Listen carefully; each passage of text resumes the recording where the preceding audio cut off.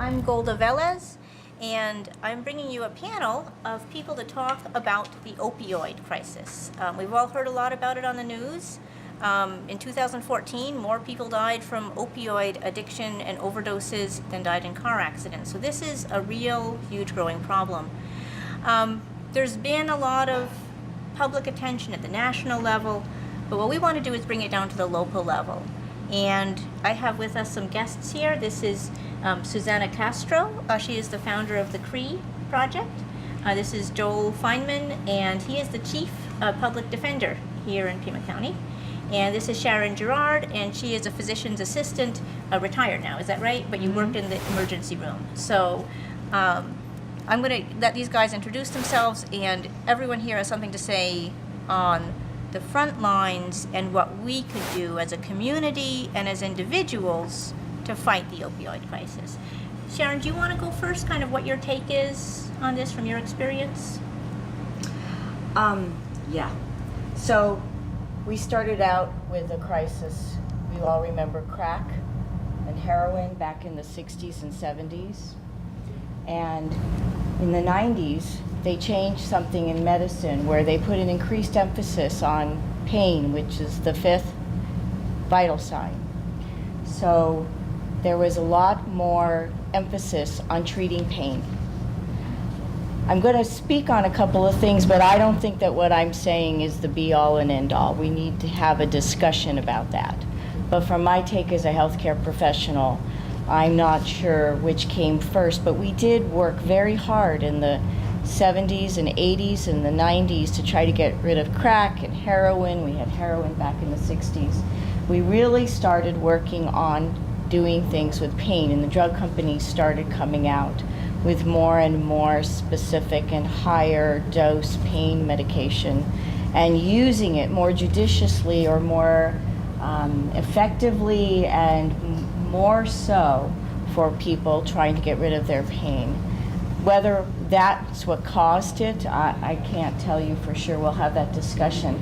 The other thing that I would like to discuss here today is that we make a clear distinction between addiction and dependence, because there are a lot of people that do have chronic pain, and chronic pain is a real issue, and they have to be taken care of. And not all people who are on opioid medication get addicted. They get dependent, and their body gets dependent, but only a small percentage get addicted, and there is a difference.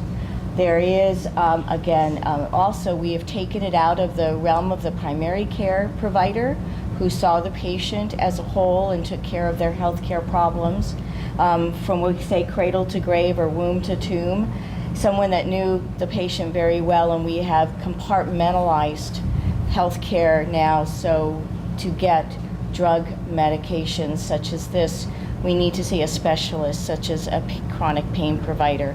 Of course, if you have cancer, you go to see your oncologist, and there's other realms. So there's a lot of take. My personal experience, I've worked in medicine for 30 years, and I have a medical background, so I can give that take for this. Okay, well that's going to be very important as we're trying to figure out what to do next. So Joel, what do you think? So I dealt with this problem from the criminal justice perspective, representing people who have substance abuse problems, both dependency and addiction, and because of those issues, that has led them to be accused of committing other crimes. One of the chief takeaways for me, not just with opioids, but with any conversation about substance dependency or addiction, is that as long as we continue to treat use, dependency, and the crimes that sometimes stem from use and dependency as criminal issues and not health issues, then we're destined to fail, as we've been failing for the past 2 generations, 3 generations at least.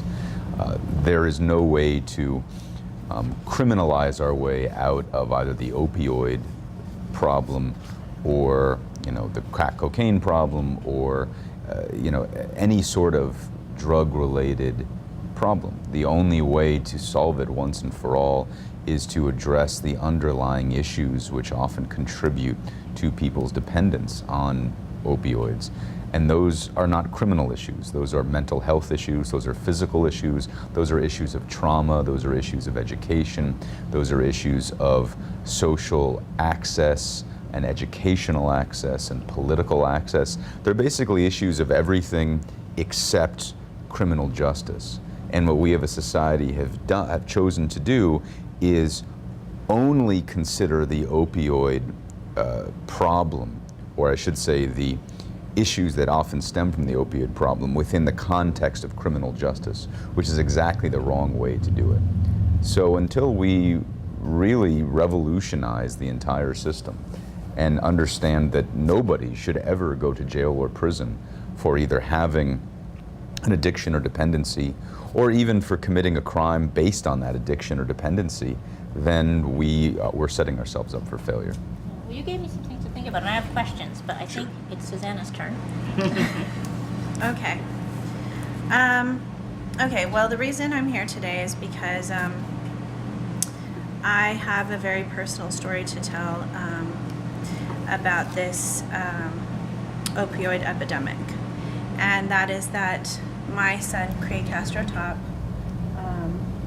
after a 5-year battle with opioid painkillers that started when he was 14, and moved into heroin when he was 16 or 17. It's hard to know for sure.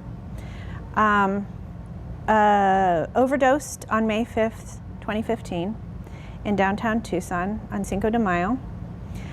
He overdosed in 20 de Augusto Park, and he was not homeless. He was passing through. He was looking for a place to shoot up where he didn't think anybody would bother him, and he was right. And he was covered by somebody in the park with a blanket as they heard him snoring, which was actually him overdosing, which was actually him gasping for breath. Sometime before midnight, he died, and he was found at 6 a.m. the next morning by folks that were bringing food to homeless people who were camping in the park at that time. We encountered an incredibly large number of obstacles in getting treatment for CRE from start to finish. There's an incredible amount of stigma attached to substance use disorder, which is now what is the accepted terminology for addiction. It is accepted as a disease, not a moral failing. What I have gone ahead to do in response to this experience with CRE is to carry on with what I was doing with him before he died, which is to examine and learn about what the causes are of this disease, the root causes, because in many, many, many people you speak with, this isn't just because somebody had a terrible childhood. This isn't just because somebody was abused. There are genetic factors that are at play oftentimes, and sometimes it's a mixture of many different things. So, you know, a lot of, it's incredibly important that funding is turned towards identifying this and promoting treatment early on in children, identifying children who are at high risk of substance use disorder because of deficiencies they're born with, because of genetic factors. And it's not just one genetic factor, it's 2 or 3 or 4 or 5 acting synergistically that are often, you know, obviously people who go through trauma, then that is exacerbated, and we all know that people, you know, self-medicate. So there's that aspect to it. And there's also the fact that we did have a situation where a pharmaceutical company called Purdue stepped in with OxyContin and began profiteering very early on and started this opioid epidemic. And they have made billions of dollars off of this. And sadly, and this is terrible for people who are experiencing chronic pain, because those people legitimately need help. But what Purdue Pharma did was tell people this is not addictive. Similar to what happened with heroin when Bayer first came out with it in the 1800s, and they said, no problem. Bayer came out with heroin? Yeah, and they said, it's not addictive. No big deal. Everybody will be fine. And then, so this is not the first time this has happened, but there is a tremendous amount of profiteering that's going on within the context of this. And now what's happening is we're moving into an area where the medically assisted treatment aspect of the opioid epidemic is being subject to profiteering. There's a report that came out recently about a injection called Vivitrol that's being heavily lobbied quietly throughout states in order to take the place of methadone and Suboxone, both of which are incredibly important to helping those who are addicted to opioids to get off. And I'm not saying this is not a one-size-fits-all kind of treatment by any stretch of the imagination. People need to do whatever they need to do to survive. What's become abundantly clear to me is that we did not have a lot of the information that we have now, and we're going to continue to get more, but harm reduction is the number one. It's the number one thing we can do in the face of this. So I continue with this on Cree's behalf, on my behalf, as Cree's voice, in the hope that I can help anybody else who is facing the insurmountable task that we faced. I think I bet a lot of people are really glad that you do. Do you work with individual families that come to you? Or? I'm happy to work with anybody. Right now we have not received any funding, so this is in fact something that I've done completely out of pocket and with some volunteerism from some great people too. But I'm happy to speak with anybody. I have had a lot of people reach out to me online and that kind of stuff. And I'd love to expand that. Yeah. So is this a pathway that you guys have seen also in terms of someone who is that what happened, prescribed oxycodone, is that what it was initially for pain or in a medical sense? No. I mean, are you addressing this question to them, or are you asking about Cree's story? I'm asking both, yeah. I'm asking, is that, what happened? I'd like to know, I guess, what happened. Like, was it a pathway, or how did that happen? Well, what happened with Cree's generation was at a certain point, it became prescribing pharmaceuticals to treat mental illness, anxiety, ADHD, depression, you name it, became incredibly prevalent. And so Adderall, for example, is a huge problem. And essentially that Adderall has a lot of attributes of crystal methamphetamine. And the kids were getting prescribed that very early on. Going into young adulthood, they did not understand the dangers. You can warn your child, don't shoot up heroin, don't try heroin. You will become addicted. But nobody's thought, don't try OxyContin, you will become addicted. Because I didn't know what OxyContin was in 2011, in 2010. I had never heard of it. I didn't know to warn the kids, and the kids were cavalier about it because they're fearless. And they had parties where they were trading pills around, Adderall, OxyContin, you name it, mixing it up with cocaine and drinking and, the whole 9 yards. It's not an uncommon thing. It's just that when you introduce these pharmaceutically constructed, engineered, really intense drugs into the mix, you start to see this addiction, and the opioid painkillers are as addictive as heroin, which is why so many people have finally, and then there was a crackdown on prescribing opioid painkillers. People cottoned on. And the FDA said, you know what, we can't. We've got to, or maybe it was the AMA probably that said, you know, we've got to monitor this more closely. And when they did that, and I believe that was around, 2014.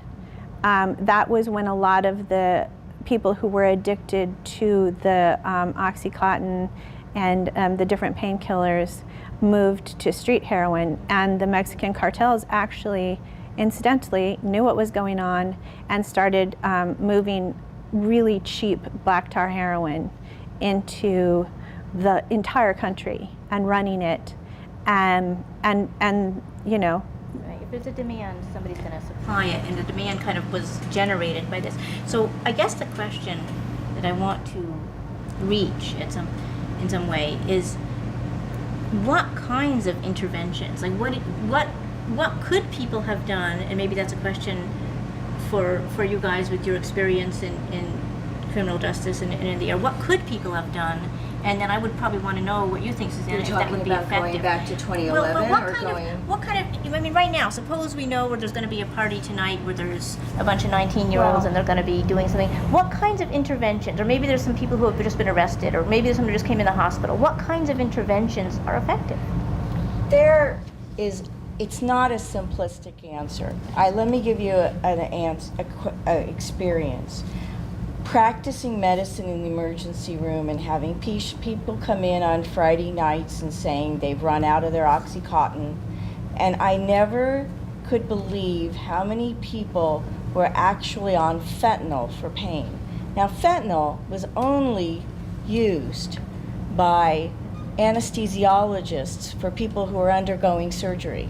And now all of a sudden, well, not all of a sudden, but over the last few years, we're prescribing fentanyl for pain, or we're sending people home with vials and syringes to inject themselves. So we have a problem in society, and this is everyone, not just kids, because we know that the largest group that are overdosing are actually between the ages of 35 and 50.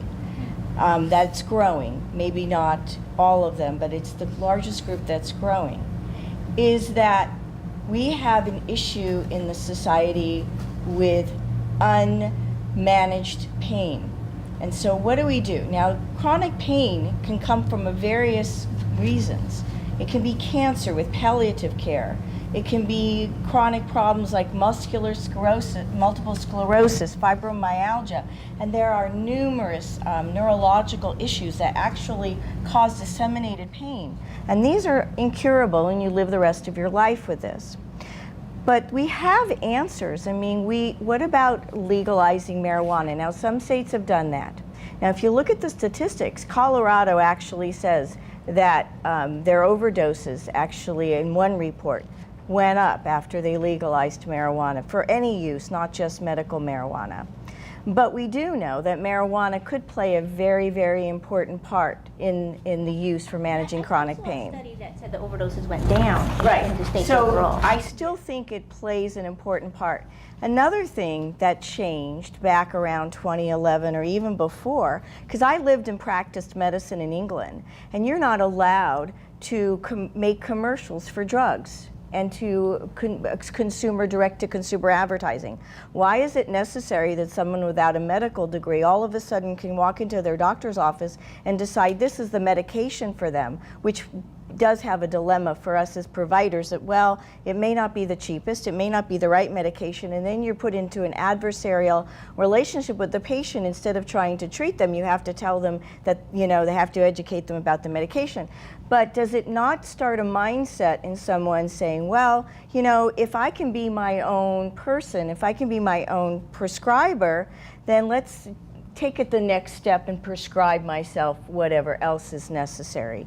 Because it's out on the street, it's out there, the drug cartels have realized that it's a money maker for them. And yes, I agree with Joel that everybody that has an addictive personality or addictive genetic component to them, that is something that they're born with, whether it's alcoholism or drugs or even other types of addictions. We know that it's all medical, and it is not criminal. We're forcing them to be criminals because of their habits, whether they have to steal or do other crimes, let's say, to get it. Basically educate people and provide them options, but provide them education and provide them options. I think there's a three-pronged approach. It's education for the community, it's education for the patients, and it's education for the medical community.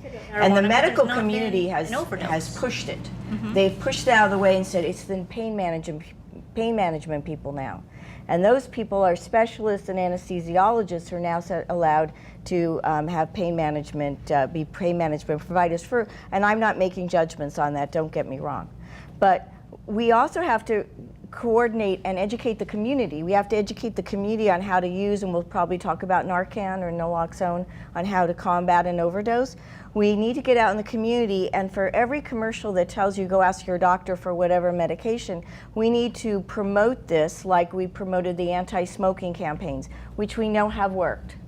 And we know cigarettes are more addictive than heroin. Tobacco or nicotine is more addictive than heroin.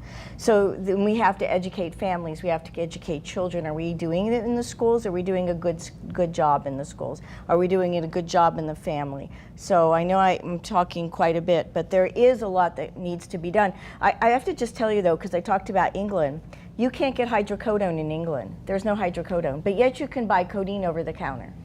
And the codeine over the counter is very low dose, and no one could really, they'd have to buy a whole ton. So maybe changing what's available would be a legal step, and educating people is something really everyone can do. And Oxycontin is palliative care for cancer patients or people who, have really, and are managed very closely for chronic pain conditions. And so, how does it get out there?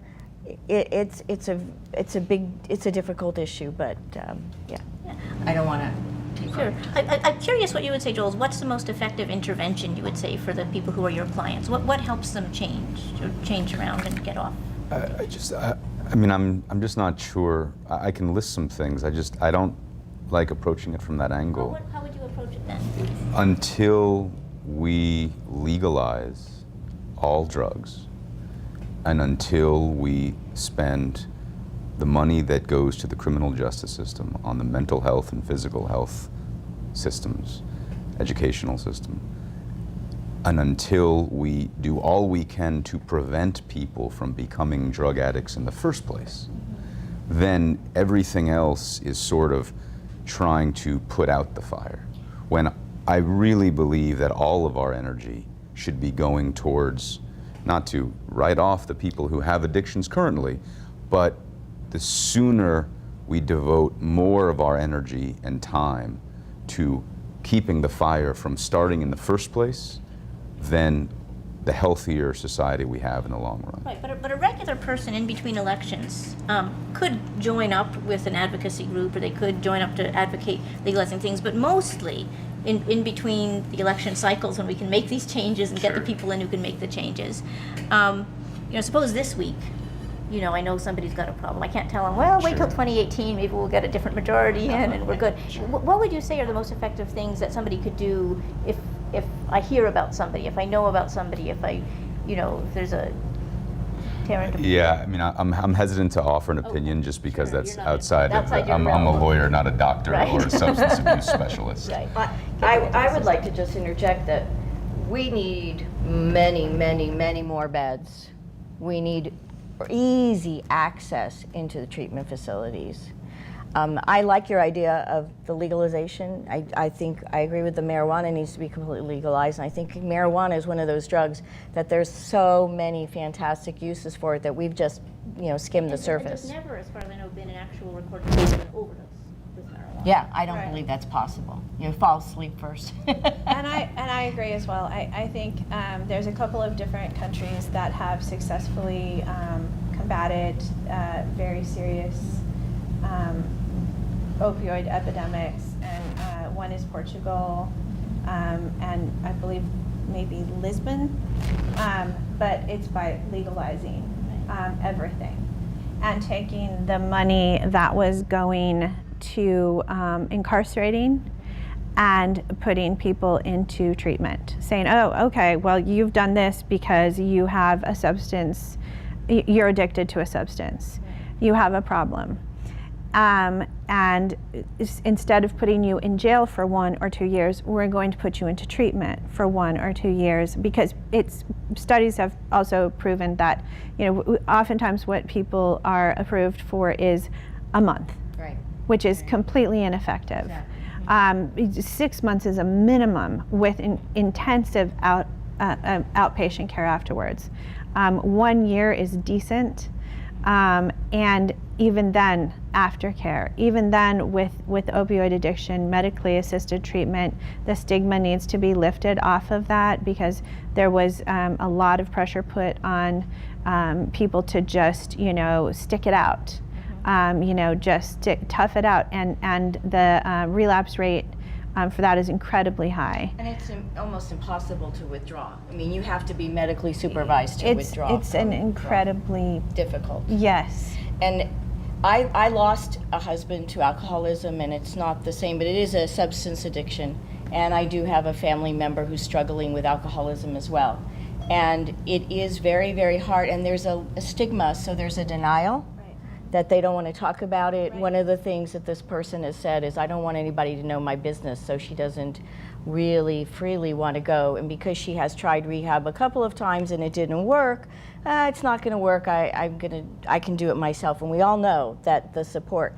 But trying to get a bed for that person, and it's very easy to say, well, we have the beds, but we maybe won't have it for another week or two. Well, another week or two is life or death for a lot of these people. Cree was on the waiting list for Suboxone when he overdosed and died. Right.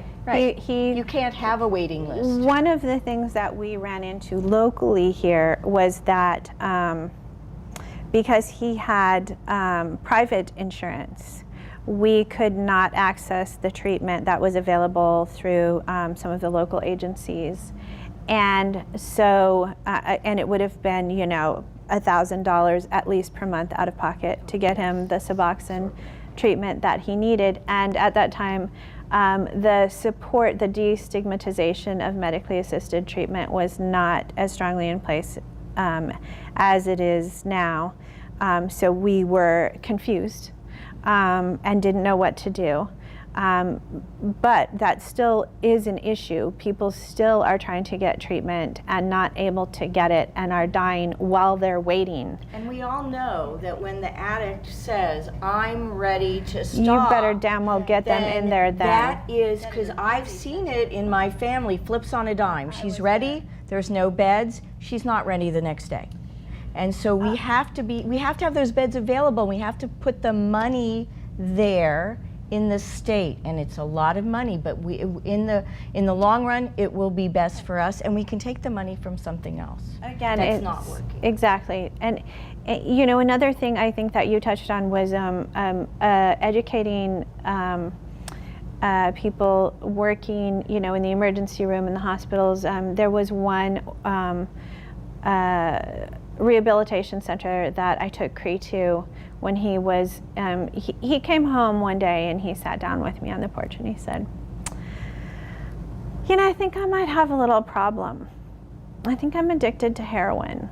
And I was like, that's not a little problem, but you want to, it's a hard position. And so he started trying to detox himself. And he was going through hell. And we went into one of the organizations in Tucson that's fairly well known. And in order to get in there, you have to go through the emergency room in the hospital, and they do an assessment. And Cree was literally, he was shaking, he was sick, he was sweating, but he was ready. And the first thing that happened was the person who was taking his blood pressure and checking him out, the initial intake said, man, you should stop doing this to yourself. You're going to ruin your life. And he continued to lecture him, and Cree got up and left. He walked out. They're very fragile. And it was the last thing. So, as far as the funding, as far as the education, it needs to be across the board, but we also need to have a streamlined process that's really supportive for people to find the help that they need, because these people, we're in crisis when this happens. You're sitting there with your kid who you've just found out has a terrible addiction, and really you don't know exactly what's going on, but you know it's bad, and you need somebody to help you, and you need to have somebody who can step in and say, hey, it's okay, you know what, here's what we can do. And this is where I would like to see these funds being allocated. This is where I would like to see us moving towards, is a streamlined treatment system that makes it easy for individuals who are in desperate need of help, in crisis, to get help. I can't tell you the terrible stories that we had, going in and spending another 2 hours with him in an organization in town. I'm just not going to name names, that only took access, but they didn't tell us until after we had spent 2.5 hours in there, and Cree was withdrawing at that time too. It's so incredibly painful. And everybody that has those situations, they all have those stories. And that is wrong, because each story is a person that was failed, and each person is important. I personally, I have a story where I begged for a patient of mine, to have a bed. It was a mental issue, not a withdrawal issue, but he was not outwardly suicidal, but his wife said to me, if you send this man home, something bad is going to happen. And I could not find a bed for him that evening. And the next morning when I came to work, I got a phone call, and they said he went home and killed himself that night. Oh. And I still think about that to this day, because I had him literally in my hands in the ER. And if we could have found, and he signed what we call a pain contract, or a contract, that I promise not to hurt myself. And do you know how much water that holds? None. They want Well, it to. Of course. They Yeah, want of it to. course. It's just that it's an insurmountable thing on your own. I know. And what's the problem is that once you're that deeply into crisis with those close to you, they are also that far. You know, this isn't. These people don't come in like, oh, this is the first time this has happened. You come in at a point of desperation, looking for help, and these are the reasons that I've continued with this. And I know a lot of people who have lost loved ones to this epidemic, and that's not to, downplay other deaths by substance use disorder, whether it's alcoholism or other things. I mean, but really, it is both a mental health issue and a medical issue, and it crosses over, and we need to address it as such and take it seriously and be respectful of those who are going through it. And I think there's a lot of disrespect. Mm-hmm. So, yeah. Well, that's pretty powerful. I mean, I think it's clear that, like, there's a consensus here on what needs to change. I guess, the real question is, being that we, and maybe whoever later sees this video, are not the ones in charge at the moment of those financial decisions. What is the next steps for us? You see, I'm an engineer, I'm not even a people person, but all I know is that whatever the problem is, there's always some next step that each person can take. And it's clear you're taking some of those. I mean, and I do want to mention, I know you guys have in the past, Sharon and Joel, you guys have run for office to try to make changes, which is a way to make changes in the system, to try to run I'm for running office. for office now, so if I get elected, I promise you that will be something that I think we should definitely work on, because this isn't getting better. Governor Ducey just called a state of emergency last month. And so, 790 opioid deaths in 2016, 74% up from 2012. Right.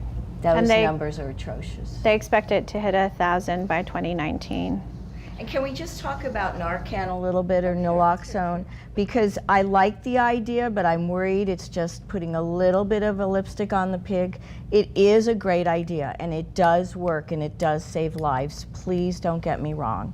And off of that, I really think that we should start a community education program that, just like epinephrine, or just like using the paddles to do the CPR on people and the little boxes that are everywhere around the community, let's train the community on what the drug is and how to use it.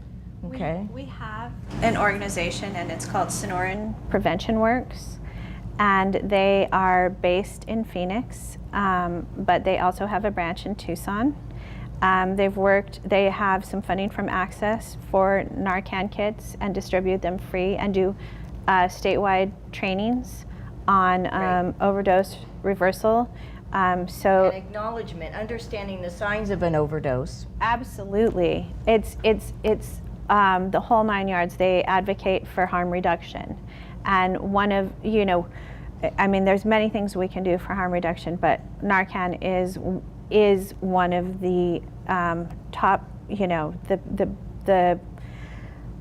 one of the most important things. The fact that when Cree died, Tucson Police Department they didn't have Narcan. Yeah. Only first responders could carry it. I couldn't get Narcan. I now have it. I can distribute it. And that's courtesy of Sonoran Prevention Works, who has worked their tails off. And you know that it's available now over the counter. Right, with a prescription, I believe, still. Although, yes, absolutely. But that was a huge change that we needed to make. But we also need to talk about things like Good Samaritan laws, which we still don't have in place in the state. Yeah, and Good Samaritan laws we take for granted as healthcare professionals. That's what protects us practicing in a free clinic, which I've done before, because you don't have malpractice when you work in a free clinic because you're not taking money for your services. So you're covered under Good Samaritan law, but if you don't have it in a state, Good Samaritan law protects if there's a bad outcome and you're a non-trained individual or even a trained individual. If I stop at a traffic accident and try to help someone and I don't have a medical license, which I don't right now, and something bad happens, you're protected under the Good Samaritan law, right? You're the attorney, that I won't be sued. But you would hope that they would, especially if I save someone's life or prevent, a further injury. But in some states, but they don't have Good Samaritan law, which I just took for granted that every state did.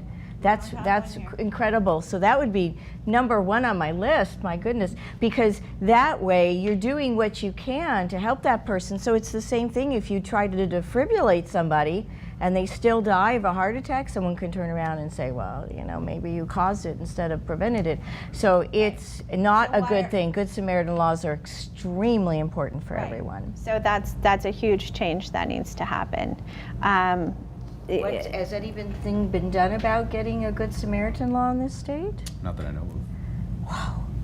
I suspect there's some advocacy. I have heard a lot of people in the police force mention this in different contexts. That really keeps the average citizen, if they know enough to feel that way, to say, I don't really want to get involved, because if something bad happens, you can turn around and sue me. And it's not just the average citizen, unfortunately. Oftentimes what you encounter is that you have a group of people who are maybe using together, and They're afraid. kids who could have been saved are left to die or taken in and dumped somewhere. And I can't tell you how many stories I've heard of nationwide. I'm a part of some groups. One's called Heroin Memorial, heroinmemorial.org, incredibly helpful resource that is a support group. At this point, they have over 6,500 members on their Facebook page, and it's just straight up a support group. They don't do advocacy. They don't do anything else like that. And there's a lot of other groups like that. That are discussing this kind of stuff. What to do. and I don't know, I have to check how much time we have left. I want to make sure that we hit on all the important things. Okay. We need to change some laws, that's pretty clear. Right. There's two areas that I want to just touch on. And one of them is a question for Joel, because I know, Joel, you've talked to me before about prosecutor discretion, that there's something we can do when someone is arrested to get those people into some more treatment. So maybe you could address that, and then I have maybe one little wrap-up question for us. Sure. So under Arizona law, like most states, prosecutors have total discretion to charge whoever they want with whatever they want, or not charge them. Also under Arizona law, the county prosecutors are the only ones empowered to run drug diversion programs.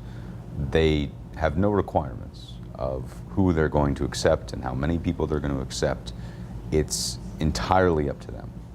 So for example, in Pima County, the current diversion program accepted 2 people last year. We brought felony charges against 6,000 people, and Barbara Lawal accepted 2 people into felony diversion. The system is so functionally and foundationally, thematically flawed that my frustration, my hesitancy with talking about how we do interventions and how do we treat people, and the answer to many of these issues is yes, yes, of course, but we have an entire legal and political system based on the oppression of people with illness. So for example, imagine that we were talking about asthma instead of opioid addiction, because it's the same thing. We're talking about putting people in prison because they have asthma and because of what they do when they're in the throes of an asthma attack, and how we elect one person and one person only who has the entire discretion, and nobody can overrule them, to determine when we will charge somebody with felonious asthma and when we will put them in prison, oftentimes for life, for possession of inhalers. Until we start wrapping our minds around that is what is going on right now, because of prosecutorial discretion, mandatory minimums, and the criminalization of mental and physical illness, everything else is just, I don't know, I get frustrated. And I was paging through these notes about symposiums, and symposiums are great, but until we understand that we need to tear things up by the roots, then we're just going to be having these discussions again and again. I'm not trying to belittle the discussion. And the other thing I just want to add is what we are doing now, the system that we've constructed, we've managed to construct the most expensive and the least efficient system. So when people object, well, you can't decriminalize drugs, you can't spend more money on treatment, you can't intervene in children's and babies' lives in order to make sure they don't develop drug addictions, or to help them not develop drug addictions. It's too expensive. Anything is better than what we're doing now. This is the worst thing. We've been doing the worst thing for more than 100 years.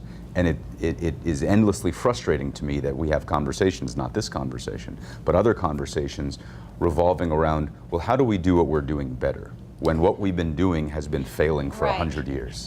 And I'm sorry to interrupt, but also that we need help right now, and it's 2017. And when I'm reading through some of these reports, they're targeting their goals, their strategic plan, which a lot of this money is going into, is targeting 2019. Mm-hmm. That means 2 years down the road of deaths, of people suffering, and the suffering is unspeakable.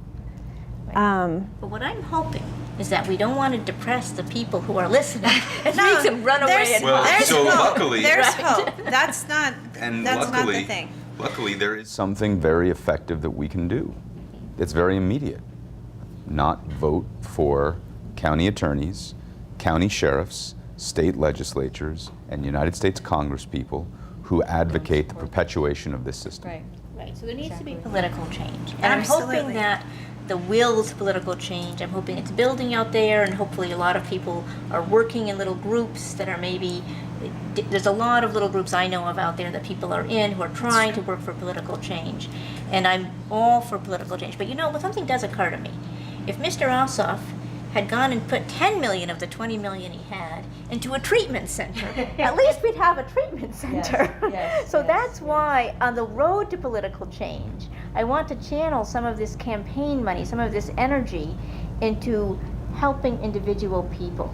Because Yes. the reason we're running is because we care about individual people. Maybe we can channel some of these campaign volunteers and donations and efforts into individual people in our community. And that's kind of, and I don't know really about the opioid addiction, but can we train, given that we have a completely broken system, can somebody who wants to change the system also do something that is in their power? Can we train some recovered addicts to be peer counselors that they could go to Absolutely. and walk people through emergency rooms? Right. We have that. We have that. Okay. There's some other issues with the fact that we do have some for-profit prisons, and that one of our the contractors that runs our treatment centers in Southern Arizona is affiliated. It's a for-profit company that's making a lot of money. I'd be happy to. And while you're looking, Both GEO Group and Corrections Corporations of America, two of the largest for-profit prison companies, have seen the writing on the wall, and they are now moving into the treatment industrial complex, and they're building for-profit treatment centers. So there's two names right there. and Because it shouldn't be for what Joel said was not electing these people. Let's turn to the positive and make sure that someone that you're going to vote for, who's running, you ask them the hard questions. Right. And now And find out if the candidates, what are their feelings, and do they have a plan? Do they have a plan? Because there are things that can be done, and they should have enough information to have some sort of a plan that I think this is where we will start if I am elected into office, because the Good Samaritan law would be one of the very first things. More beds, more money. We need to look at where we're putting the money into corporate tax breaks and all of that, and put the money where it's needed, into prevention, into treatment. It's not rocket science. Assistance for those in crisis. Right. It is not rocket science. And instead of spending a lot of time in large committees into Looking actually into the problem. streamlining, there's a lot of stuff already happening. There's a lot of grassroots organizations bringing these together and streamlining and connecting them, and actually moving forward with a process that helps people. So when you pick up the phone and say, my kid is overdosing, you can actually get somebody on the phone who says, okay, here's what you can do.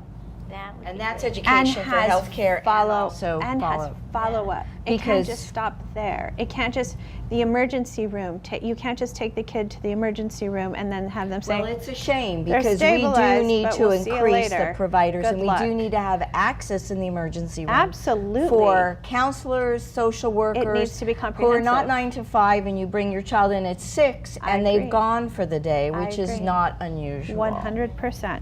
So I think we are running out of time, so I want us each to wrap up. And I know I asked you to name a name, so if you want to Sure, do that. I'm happy to do and- this. And take a couple sentences and give me a couple sentences wrap up, and we're going to hopefully send people out with some energy to what do they do next. What's the takeaway from here? Okay, so one of the things that that I've discovered is that the organization Simpatico that has the contracts for the state-funded programming with a lot of the treatment centers, and I'm just going to go ahead and say La Frontera and Kodak both are funded by them.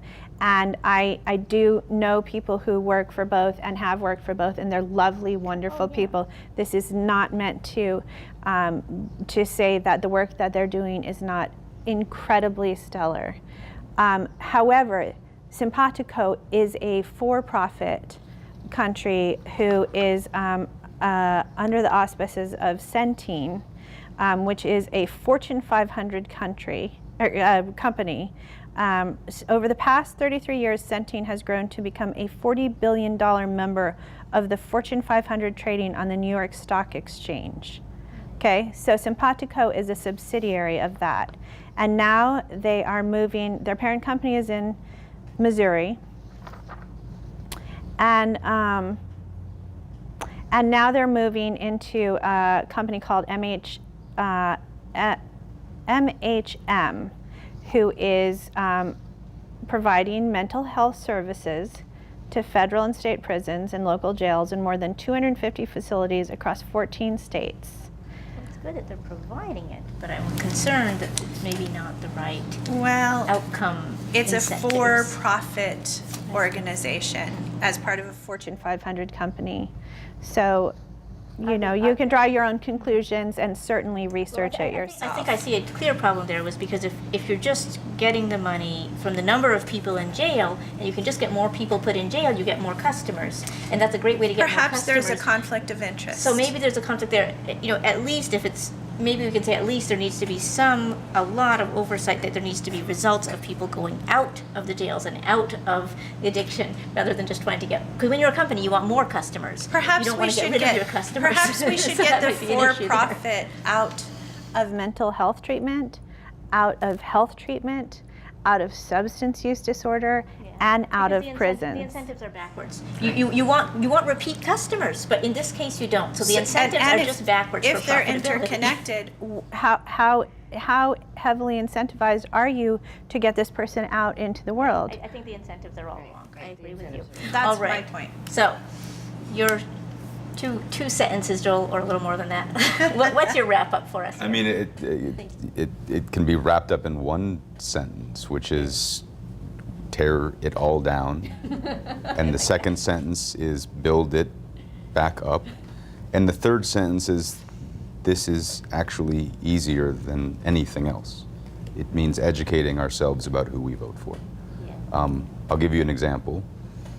Monday night, I was at a meeting where a woman who was running for high elected law enforcement office was speaking, and she asked for questions. And the question I asked is, do you think we have a mass incarceration problem in this state? And if so, what's your solution? She did not answer the first question. And for a solution, her proposal was, I intend to lead the discussion. That's the wrong answer, and she will not be getting my vote. Right. Doesn't matter what party she is a member of. It doesn't matter what I think of the positions that she takes on other issues. That's the wrong answer. So educating ourselves in the issues and what candidates stand for and what they're going to do, if they are in favor of perpetuating the system, then you don't vote for them. Right. It's a democracy as long as we can keep it. Right. Exactly. All right, Sharon. I guess you Well, can as I said, marijuana, we need to look at the legalization of marijuana, which helps with withdrawal and also can be used for chronic pain. We need to be careful not to disenfranchise the chronic pain population and penalize them along with the people who have addiction issues, because there are reasonable reasons to be on narcotic pain, and not everyone that takes them becomes addicted or has a problem with it. We need to talk with pretrial diversion options, increased funding for drug courts, which we didn't talk about. I don't know what your personal feeling is. We need to start young and do education in school, along with comprehensive sex education, which is a whole nother topic. We need to do comprehensive addiction and substance abuse education to young people, and we need to maybe regulate fentanyl and OxyContin and make sure that our legislators, if not educated, we vote for the correct ones that will change the system. All right. Well, I'm hoping that we'll get out there and do that. So all I can say is thank you guys so much for coming down here and Thank you. talking about this. I really appreciate it. Thank you very much. Yeah, this was that's very great. enjoyable. Let's do it again. Absolutely. Make sure hopefully a little bit better. And thanks for watching Creative Tucson.